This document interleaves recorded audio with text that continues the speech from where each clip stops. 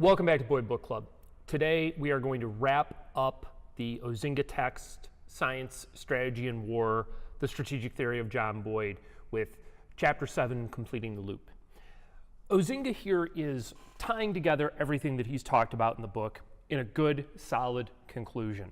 Again, remember, this was his doctoral dissertation, and as such, it is written as an academic text. So it flows through that classic academic text of, I'm going to tell you what I'm going to tell you, I've told you various things, and now I'm going to recap. Here's what I set out to tell you, here's what I told you, neat little package, bow on top. The conclusion's perfectly fine, it's a great chapter. However, I want to highlight 4 central themes that Osinga references in the chapter that I think are particularly relevant for those of us who are looking at Boyd as a thinker, as somebody whose methods we want to utilize in our own lives to expand our thought process, our way of dialectical engagement. And in that way, we're not going to focus so much on the explicitly military context of Chapter 7, but rather on these 4 points and how they help paint a picture of where we can go with Boyd's thinking. The first point that Osinga comes to that I think is important is what he terms beyond the rapid OODA loop idea. And this is something that we've talked about a little bit, in that there is an impression among many people that the graphic here on the left is what the OODA loop is, that it is this rapid cyclic method of observing threats, orienting to them, deciding how to handle them, and acting upon them. While there is a place for rapid OODA looping as a conceptual framework in a tactical space, this notion that we see often presented as what Boyd is getting at is limited. Osinga wants us to come back to what is considered the quote-unquote real OODA loop and the centrality of orientation, right? So we come back to the OODA loop sketch as a whole. And again, this is my interpretation of Boyd's OODA loop sketch from The Essence of Winning and Losing.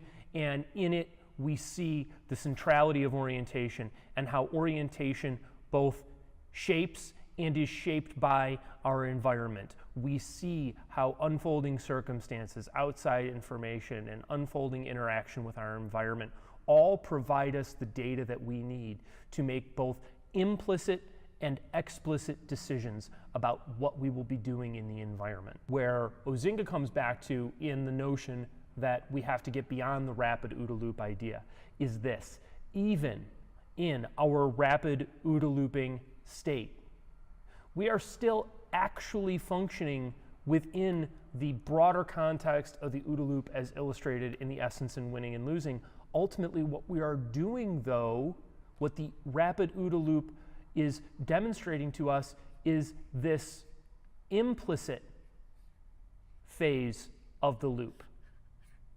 Because it's only through implicit action that we are able to rapidly OODA loop in a tactical environment. This is something I feel gets misunderstood, or not enough time gets focused on it in people talking about the OODA loop concept. I'd say I even didn't spend enough time really discussing this and outlining it in the first edition of the combat position. It's something that I hope if we ever get to do a second edition that I'll be able to expand upon and generate more interest in understanding. Beyond rapid OODA looping and the centrality of orientation, the next point that I think that Osinga takes up in Chapter 7 that's really important is this notion that Boyd is the first postmodern strategist. We talked about postmodernism back in Chapter 4 a bit, and to refresh our idea on that, right? Postmodernism can, quote, be described as a set of critical, strategic, and rhetorical practices. Well, this mirrors what Boyd is speaking about in Destruction and Creation when he talks about how we develop mental patterns or concepts of meaning. In the Stanford definition of postmodernism, we talk about how it destabilizes other concepts. Ultimately, that's what Boyd's speaking about when he talks about the activity as dialectic in nature, generating both disorder and order. Considering Boyd as a postmodernist, I think, is a critical aspect in getting beyond the notion that this is simply a tactical framework or an explanation of tactical decision making, and getting into the meat of what Boyd's conceptual scheme offers us, what the OODA loop model offers us. And that is a way of examining difference, repetition, discussing hyperreality, focusing on identity, the lack of epistemic certainty that we have, how we don't possess a univocity of meaning because we are all interpreting the world through our own orientation, and the facets of orientation shape and are shaped by our interaction with the world. This is a postmodern view, and if we are able to discard sort of the pejorative notion of postmodernism as a threat to how we are comfortable viewing the world, and rather understand that what the postmodern ideal offers up is a focus on examining the world from a cross-referencing process that engages us in multiple ways, we will see that ultimately it emerges as a changing and expanding universe of mental concepts matched to a changing and expanding universe of observed reality. This notion of Boyd as the first postmodern strategist is really an incredibly novel thought that Osinga brings to the fore and highlights for us. The final point I want to reference in Osinga's chapter 7 is the focus on analysis and synthesis. And ultimately, Boyd uses the snowmobile model as his concrete example of dialectical thinking.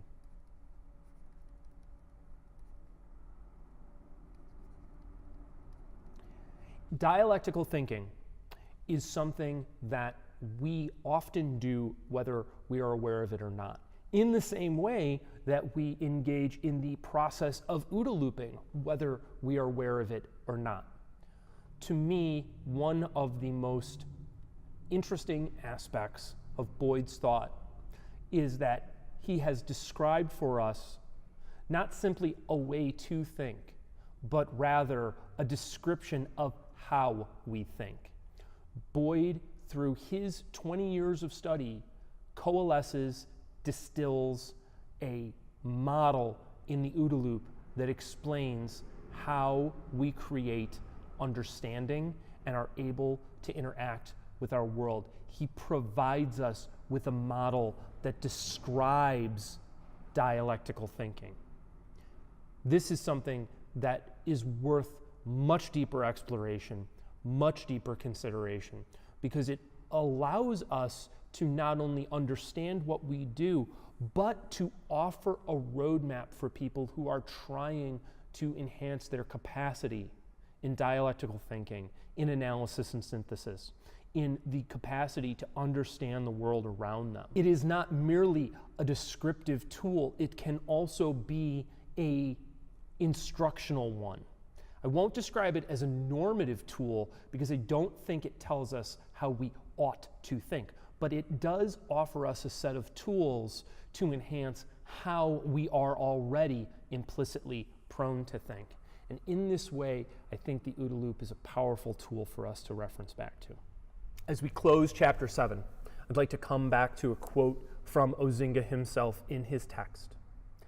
Quote, "The narrow interpretation of Boyd's work is inaccurate and incomplete. Instead of focusing on information, he displays a focus on the myriad factors that produce the internal cohesion required for a system to survive, and the multi-dimensional connections a system needs to maintain with the outside environment." Osinga as a warrior, Osinga as somebody who has been exposed to both the positive and the pejorative thinking about Boyd from within the military circles, is speaking to an audience that he is hoping will understand Boyd in a much less narrow way, a way that is not limited to the rapidity of OODA looping as a tactical tool, but rather as a formula for grand strategy and as a mechanism for understanding strategic thinking in a way that many people who are exposed to Boyd's theories dismiss initially. The Osinga text is one that I find truly helpful in expanding our understanding of Boyd and his work. It offers us very solid background information on Boyd's thinking. The Osinga text offers us a shortcut to understanding where Boyd evolved his theories from. It offers us glimpses into the source material he used to generate his ideas and provides us with a starting point for beginning to study those sources ourselves. It's not enough to read the Osinga text. We ought, if we want to apply Boyd's theories, dig into some of the thinkers and texts that Osinga has highlighted ourselves. And that way we expand our notion. We also need to go beyond the Osinga text, and we need to consider new developments in science and understanding related to biology, philosophy, psychology, human behavior, systems thinking. This is a constant process of evolution, and it's a constant process of study that we can all benefit from. We have one more book in semester 1 of Boyd Book Club, and that is the Robert Coram biography, Boyd, the fighter pilot who changed the art of war. That'll be our next video, and it will be just a brief overview of the book. Again, I've said this before, I believe you should go and read the book yourself. Now, having dissected the Osinga text, I believe you're going to pull new and interesting thinking out of the Coram book, even if you've read it before. And I want you to read the Coram text critically before we come to it in our next video. Thank you for taking time out of your day to spend a little bit of time with me, thinking about these ideas, digesting them, engaging in the conversation down in the comments below. And particularly, I want to thank the Patreons who have made this project possible. I'll see you soon. Cheers.